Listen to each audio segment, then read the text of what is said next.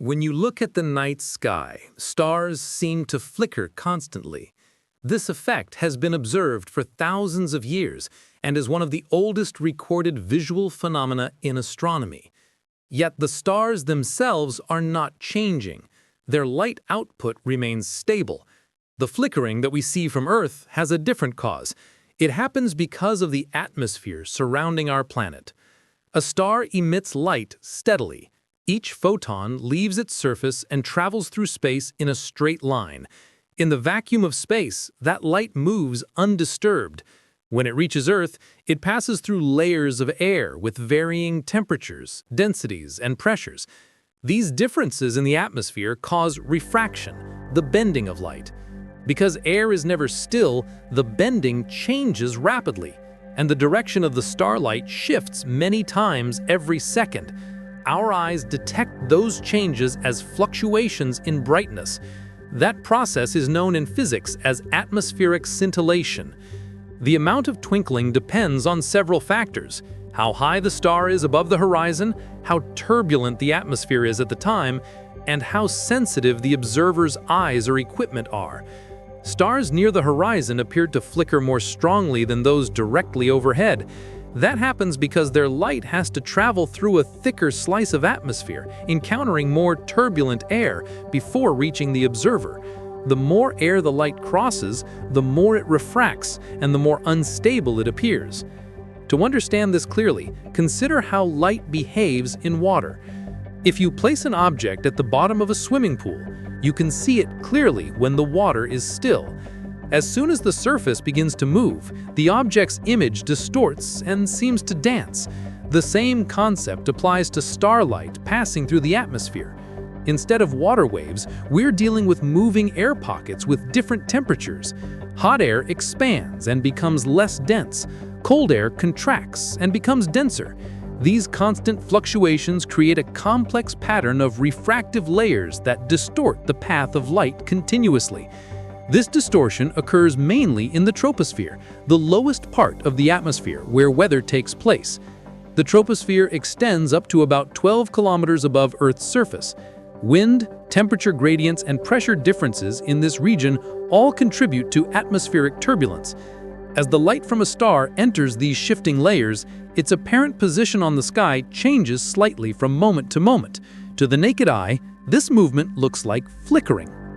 Stars higher in the sky twinkle less because the light travels through fewer kilometers of atmosphere. In contrast, objects beyond the atmosphere, such as the moon or satellites, do not twinkle when observed from space. Astronauts outside the atmosphere see the stars as steady points of light. The absence of air means there is nothing to bend or scatter the light. Interestingly, planets, although they look like bright stars to the naked eye, do not twinkle much. The reason is that planets are much closer to Earth, and they appear larger in angular size. Each point of light from the planet travels through a slightly different path in the atmosphere, and the fluctuations average out. The overall effect becomes stable. Therefore, one practical rule for stargazers is this: if a bright point in the sky twinkles noticeably, it is likely a star. If it shines steadily, it is probably a planet. Astronomers use this knowledge in their observations. The twinkling of stars limits how sharp images can be when viewed from the ground. Even powerful telescopes on Earth face this issue. The turbulence of the atmosphere causes what astronomers call seeing, a measure of how much the air distorts incoming light. Poor seeing conditions make stars look blurry, while excellent seeing produces crisp, steady images. To minimize distortion, observatories are often built on high mountains, deserts, or islands, where the air is thinner and steadier. Modern astronomy has also developed ways to overcome twinkling. The most effective method is to place telescopes in space, beyond the atmosphere.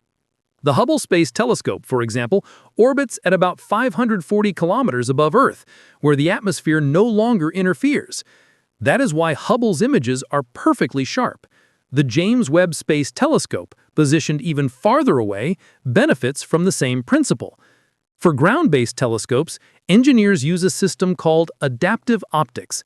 This technology measures how the atmosphere distorts incoming light and then adjusts a flexible mirror in real time to correct it. The system uses lasers to create an artificial reference star in the sky. Sensors detect how that laser light is distorted by the atmosphere, and computers calculate how the mirror should change shape to cancel the distortion. As a result, the telescope can capture images almost as sharp as those taken from space. Now let's look at the physical explanation in more detail. The index of refraction of air depends on its temperature, pressure, and composition. As warm air mixes with cold air, small changes in density cause light rays to deviate by tiny angles. Each deviation is less than 1/1000th of a degree, but when billions of these occur per second along the entire light path, the cumulative effect becomes visible. The flickering that we see is essentially a random interference pattern produced by the ever-changing refractive index of the atmosphere. Scientists can even use this flickering to study the atmosphere itself. By analyzing the way starlight varies, they can estimate wind speeds and turbulence at different altitudes. This is similar to how meteorologists use radar signals to study the motion of air masses. In astronomy, instruments that measure these fluctuations are known as scintillometers. They provide valuable data not only for weather research, but also for improving telescope design and positioning. The fact that stars do not twinkle in space confirms that the phenomenon is entirely Earth-based. If we were to view the same stars from the Moon, from Mars, or from an orbiting station, they would appear perfectly steady. This distinction is crucial for astronomers. It means that any change in the brightness of a star observed from space is due to the star itself, not the distortion of our atmosphere. It is also important to note that not all changes in stellar brightness are caused by twinkling. There are genuine variable stars whose luminosity fluctuates because of internal processes or eclipsing companions. Those changes occur on much longer timescales, hours, days, or years, and are detectable even from space. Twinkling, on the other hand, occurs on the scale of milliseconds and is purely optical. The same atmospheric principle that makes stars twinkle also affects other forms of light. Radio waves passing through the atmosphere experience similar scattering, though at different wavelengths. This is why radio astronomers must account for atmospheric refraction when calibrating their instruments. The atmosphere is both a protective shield and a source of distortion. From a practical perspective, the twinkling of stars reminds us that our observations are always filtered by the medium we live in. The air that sustains us also limits how clearly we can see the universe. Understanding this helps scientists design better tools and interpret data accurately. Every flicker of light we see contains information not just about distant stars, but about the dynamic environment of Earth itself. In summary, stars twinkle because of the constantly moving layers of air in our atmosphere. Light that has traveled for years or even centuries through empty space becomes distorted only in the final fraction of a second of its journey. The cause is not in the stars, but in the air above us. Without the atmosphere, the sky would look calm and unchanging, but also lifeless. The flicker of stars connects two worlds, the distant cosmos and the restless planet we call home. Don't forget to like, share, and subscribe to WiseUse for more scientific explanations about the universe, the Earth, and everything that connects them.